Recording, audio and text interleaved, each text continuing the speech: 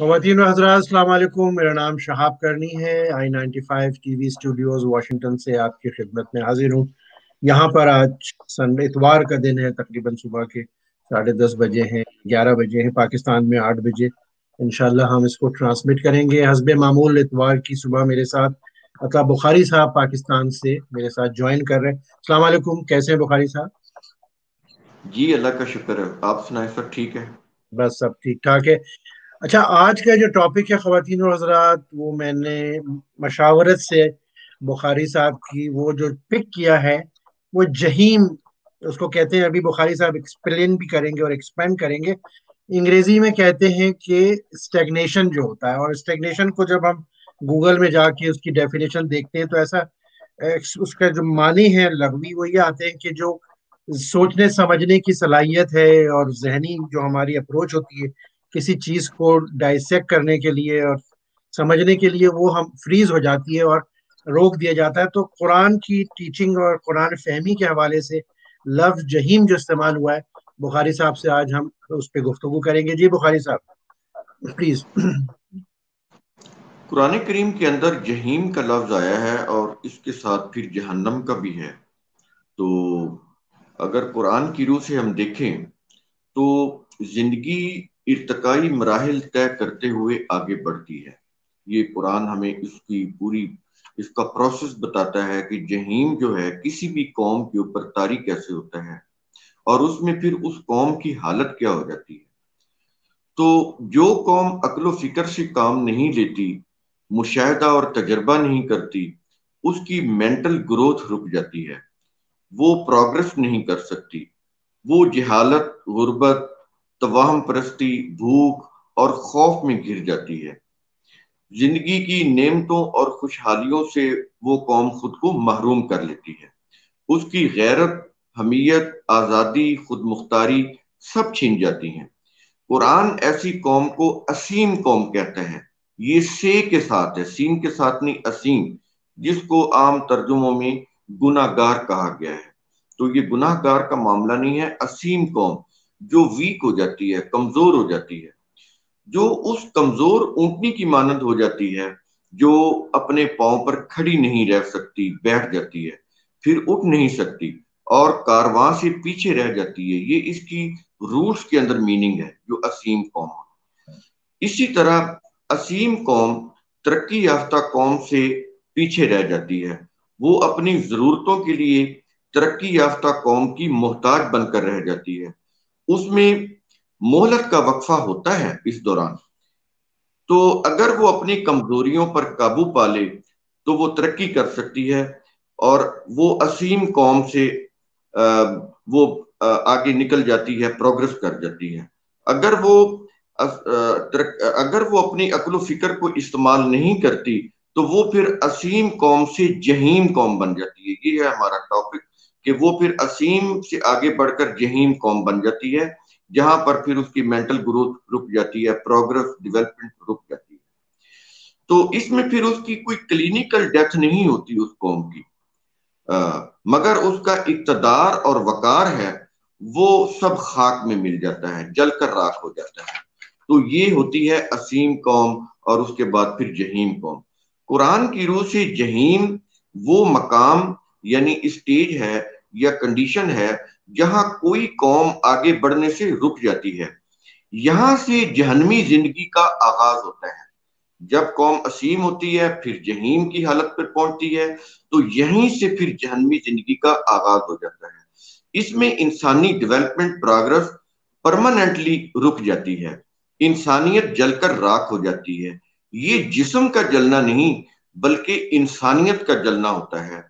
तो इसको कुरान ने इस तरह से डिस्क्राइब किया है कि नारुल्लाहिल मुकदतुल्लती तत्तलिउ अलल अफइदा, कि अल्लाह के कानून मकाफात अमल की आग इंसानी दिलो दिमाग को लपेट लेती है, उसके शोले उसको अपनी लपेट में ले लेते हैं। फिर इंसानों पर अल्लाह की हुक्मरानी की बजाय इंसानी हुक्मरानी कब्जा जमा लेती है।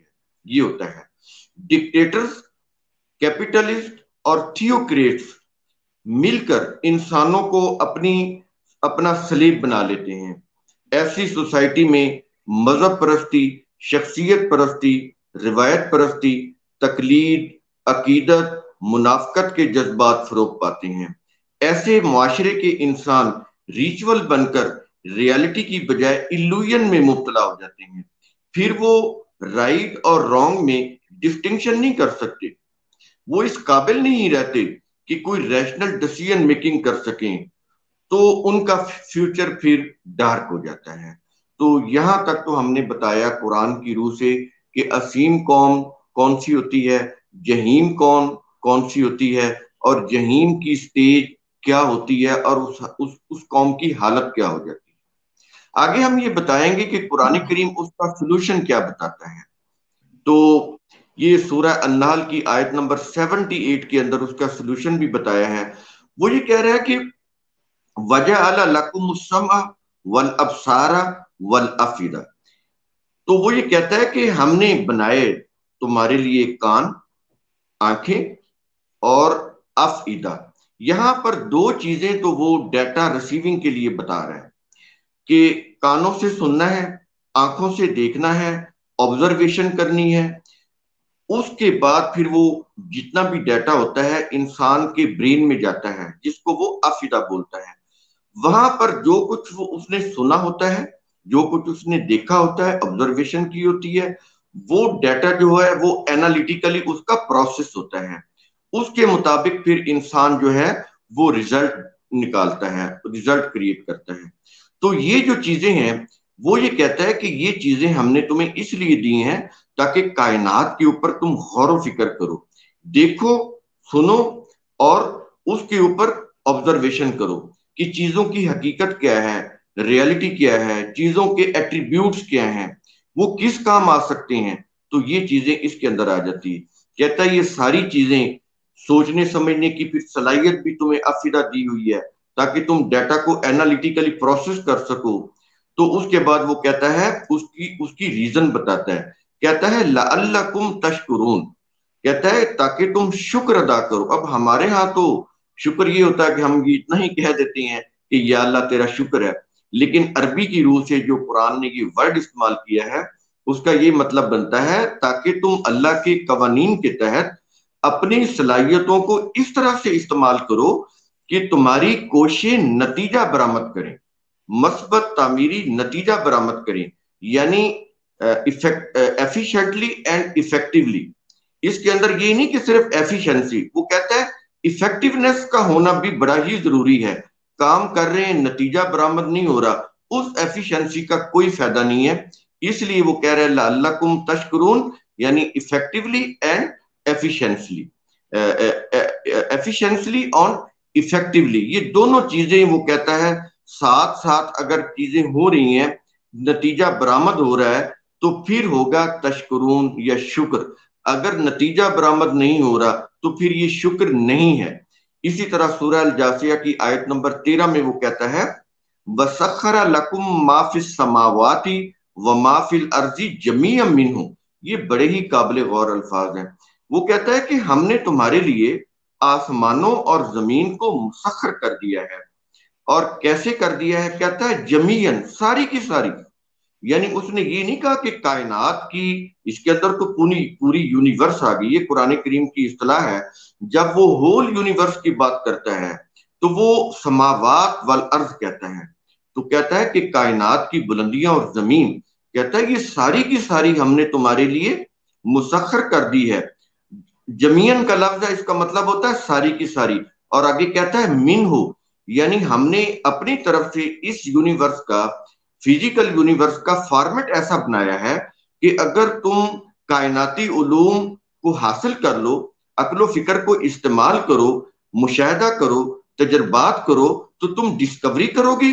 ڈسکوری کرنے کے بعد پھر تم کائنات میں تم تسخیر کرتے چلے جاؤ گے، سورج کو بھی تسخیر کر لو گے۔ اس کی ایک مثال یہ سولر انرجی، دیکھیں کس کی روح سے ہوئی ہے؟ عقل و فکر کی روح سے، سائنسی علوم کی روح سے۔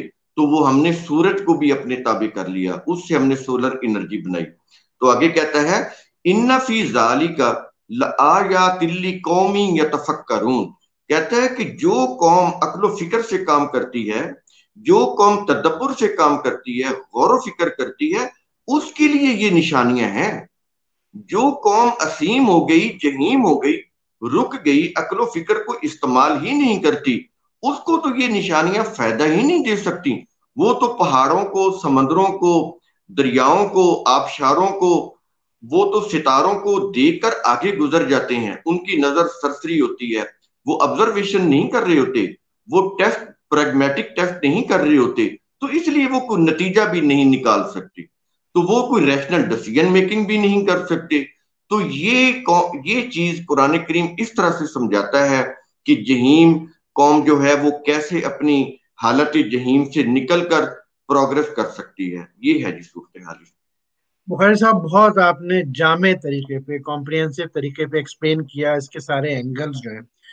میرا سوال ایز اے فالو اپ، جو میرا سوال ہے آپ بخاری صاحب کے، اس وقت جو قرآن جن پہ اتارا گیا، جو فالو کرتے ہیں قرآن کو، وہ مسلمان ہیں، اور وہ 1/3 پاپولیشن ہے دنیا کی اس وقت جو ہے. تو آپ نے جو وضاحت کری پچھلے 10 منٹ میں جہیم کی اور اسیم کی، یہ ہمیں جو اسلامک ورلڈ میں جو نشانیاں اور سمٹم یا سائن نظر آ رہے ہیں ان کے ایکشنز کے، 1/3 of the population of the world, کیا ہم اس معیار پہ پورے اتر رہے ہیں جو ابھی آپ نے پچھلے 10 منٹ میں ایکسپلین کیا؟ ہم تو ابھی تک قرآن کریم کی انڈرسٹینڈنگ پر بھی نہیں گئے، اور جو اس کی جو بیسک ویلیوز ہیں، اس کے جو قوانین ہیں، اس کو بھی سمجھنے کے لیے تیار نہیں ہے. اپنانا تو بات کی بات ہے. پہلے تو دیکھیں گے کوئی بھی لینگویج ایک کوگنیٹو پروسیس کے تحت سمجھی جاتی ہے. ابھی تک تو ہم اس کے اوپر جاننا ہی نہیں چاہتے. تو ہمارا جو فوکس ہے وہ مذہب پر ہے، مذہبی کتابوں کے اوپر ہے.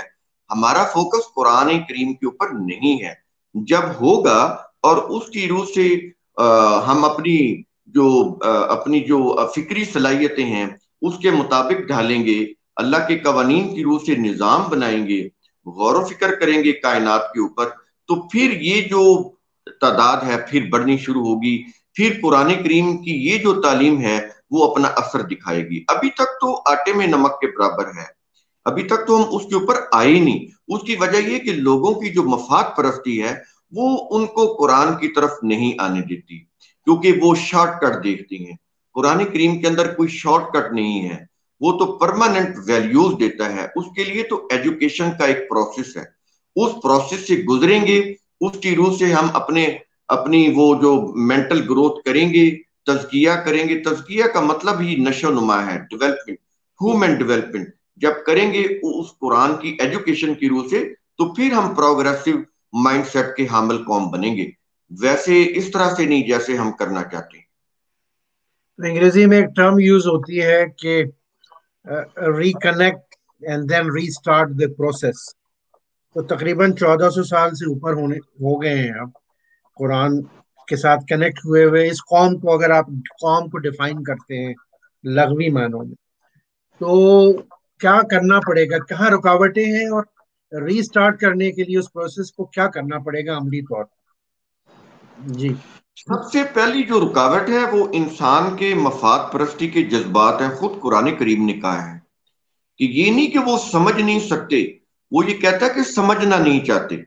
اس لیے کہ ان کو جو مفاد پرستی، جو سامنے پڑے ہوئے مفاد، جو عارضی مفاد ہیں، وہ بہت ہی عزیز ہوتے ہیں. اس لیے وہ ان مفاد کو پرائرٹی دیتے ہیں، اور قرآن کریم کی جو پرماننٹ ویلیوز ہیں ان کی طرف آتے ہی نہیں. تو جب تک نہیں آئیں گے، اس کی روح سے اپنا تزکیہ نہیں کریں گے، اپنی ڈیولپمنٹ نہیں کریں گے، تو اس وقت تک پھر اس کا کوئی حل نہیں ہے. کیونکہ یہ جو انسانوں کی ضرورت ہے، اللہ کی ضرورت نہیں ہے. اس نے تو یہ ضابطہ دے دیا ہوا ہے. اب انسان اس کو اپنے فائدے کے لیے خود سمجھیں گے تو یہ چیز امپلیمنٹ ہو جائے گی. اس کو اللہ تعالیٰ غیبی قوت سے امپلیمنٹ نہیں کرائے گا، کیونکہ وہ خود کہتا ہے کہ لا اکراہ فی الدین، کہ ہم اس کو زبردستی نافذ نہیں کریں گے.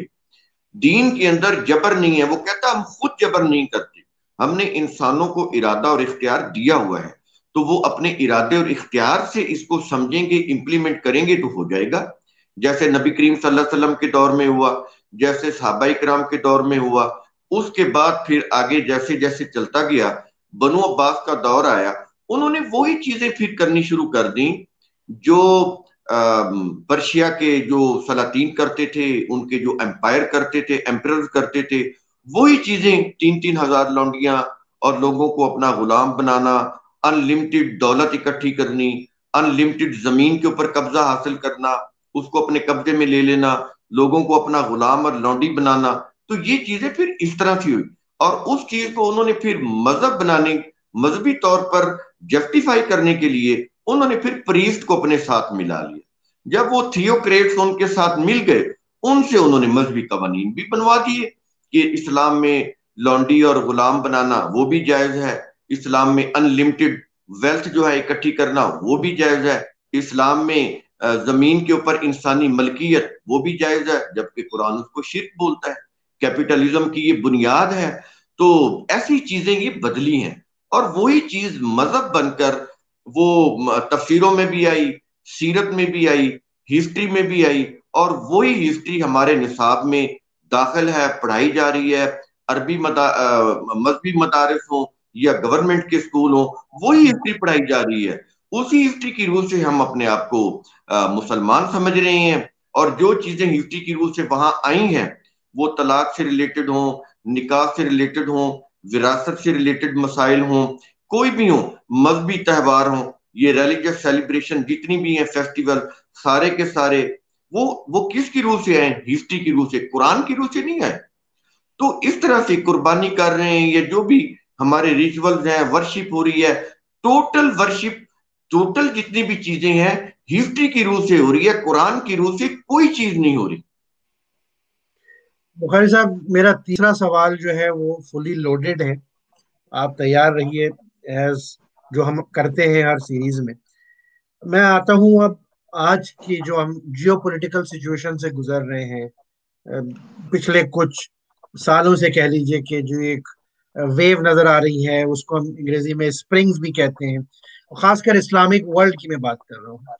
تو اگر ہم سب اہل کتاب ہیں اور ایک قرآن پہ ہی بلیو کرتے ہیں، اور آپ نے جو ڈیفائن کیا، مسلم امہ کہہ لیجئے، قوم کہہ لیجئے، جو قوموں کی ڈیفینیشن ہوتی، تو پھر لڑائی کس بات کی ہے بٹوین ایران، سعودی عربیہ، بٹوین ٹرکی، عرب، عجم؟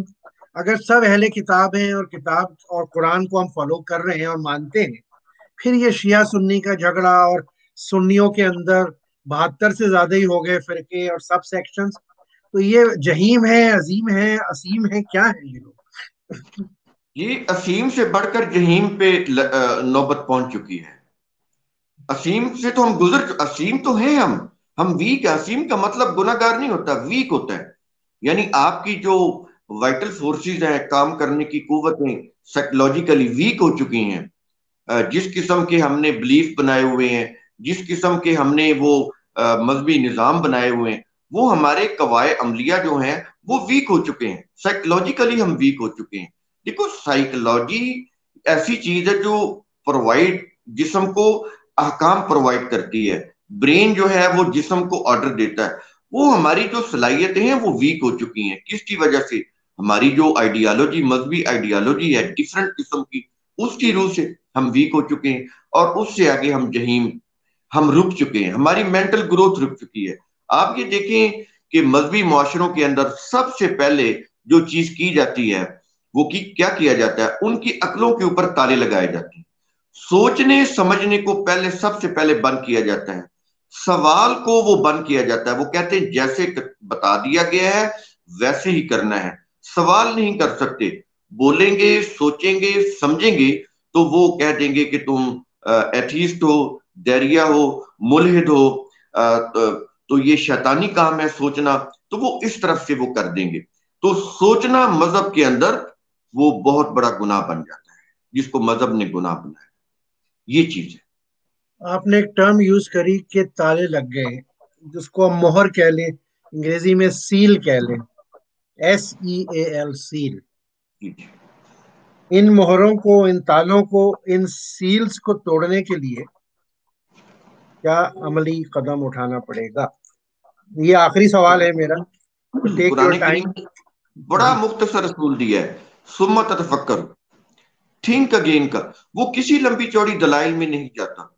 بڑی واضح انسانی سطح کے اوپر بات کرتا ہے. وہ کہتا ہے یہ جو عقل و فکر ہم نے تمہیں دی ہے، سننے کی، دیکھنے کی اور ڈیٹا پروسیس کرنے کی، جو ہم نے تمہیں صلاحیت دی ہے، کہتا ہے اس کی روح سے، عقل و فکر کی روح سے کام کرو، سوچو، سمجھو.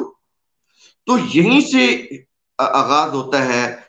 جب تک یہ نہیں ہوگا کوئی بھی انسان انسانی سطح کے اوپر نہیں آ سکتا. مسلم ہونا تو بات کی بات ہے. وہ کہتا ہے پہلے انسان تو بنے. انسان بننے کے لیے سوچنے سمجھنے کی صلاحیت وہ کہتا ہے ثم تتفکر. مسلم ہونا بات کی بات ہے، پہلے انسان تو بنے. ہمارے تو اخلاقیات جو ہیں وہ بھی گئے گزرے ہیں.